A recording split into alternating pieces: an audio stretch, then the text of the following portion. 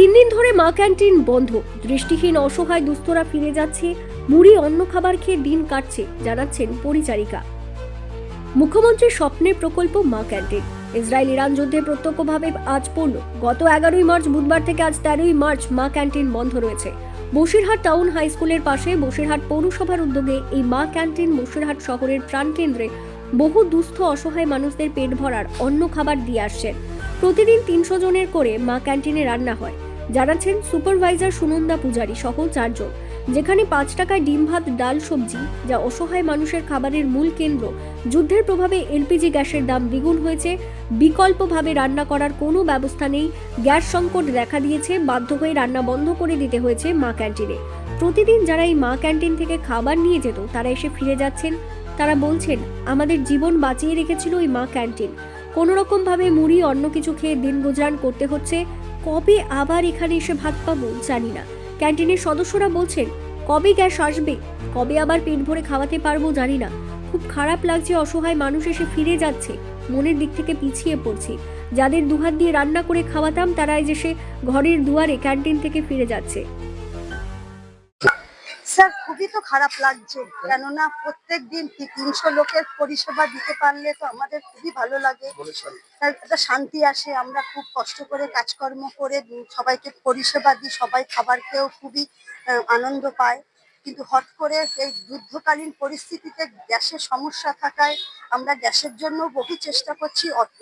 অফিসও আমাদের খুব সাহায্য করে, অফিসও খুব চেষ্টা করছে, কিন্তু কোনোভাবেই কোনো ব্যবস্থা হচ্ছে না।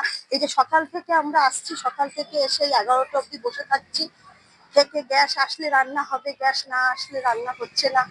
কত মানুষ ফিরে যাচ্ছে, যারা গরিব মানুষ, অসহায়, এই ভ্যান ট্যান চালায়, ভিক্ষা করে, তাদের জন্যই তো মাননীয় মুখ্যমন্ত্রী এটা করেছেন। এবার এই পরিষেবাটা আমরা ঠিক মতো দিতে পারছি না, এটাও খুব বাজে লাগছে। এবার বারবার তাদের, এবার যতক্ষণ স্যার গ্যাসের না হবে ততক্ষণ তো আমরা কিছু বুঝতে পারছি না। এবার আমরা রোজই আসছি কাজে, আমরা সকাল থেকেই ছিলাম। আমরা 300 লোকের খাবার হয় স্যার। আর বলছি কতজন আসেন এই মা ক্যান্টিনে আপনারা? 4 জন কাজ করি। খুবই অসুবিধা হচ্ছে, আমি লোকের বাড়ি কাজ করে খাই, বাবা নেই, ভাই নেই। আমি খাবার নিয়ে যাই এখান থেকে, আমার মা আমি দুজনেই খাই। এখন রোজ আসছি, রোজ ফিরে যাচ্ছি, কোনোদিন মুড়ি খাচ্ছি, কোনোদিন না খেয়ে আছি, এরকম করে দিন কাটাচ্ছে। অনেকেই তো এরকম হচ্ছে, অনেকেই।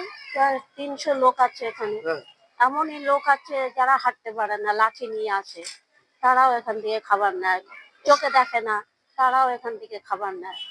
এ পাচ্ছে না, এই একটু পরেই সব আসবে, এসে সব ফিরে যাবে। এরা আমাদের খুবই সাহায্য করে। 5 টাকার এরা খুবই ভালো। তাই এদেরই খারাপ লাগছে মা ক্যান্টিন, এরা দিতে পারছে না আমাদের খাবার। আমরা রোজ আসি, রোজ ফিরে যাই। কি বলছে সে? এসে দুটো ভাত চাচ্ছে যে যাতে আমরা দুটো খেতে পাই, এর উপরেই তো আমাদের ভরসা। সারাদিন খেটে খুটে এসেই আমাদের খাওয়া দাওয়া যে না আসে বসে আছি। ওই ভ্যান ট্যান রিক্সা চালায়। হ্যাঁ, গরিব মানুষ আসে, ওই যারা জন মজুরি ওরা আসে।